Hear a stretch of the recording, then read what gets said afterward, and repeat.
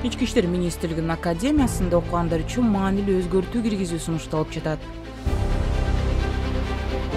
Бюджеттик негизде билим алып, кийин ички иштер органдарында иштебей койгон же өз күнөөсү менен окуудан чыгарылган курсанттардан окуу акысын төлөтүп алуу сунушталууда. Бирок айрым учурда курсант өз күнөөсү менен окуудан чыгарылат же окууну аяктаса дагы ички иштер органдарында кызмат өтөөдөн баш тартат. Учурда бул тиешелүү мыйзам долбоору коомдук талкууга коюлду.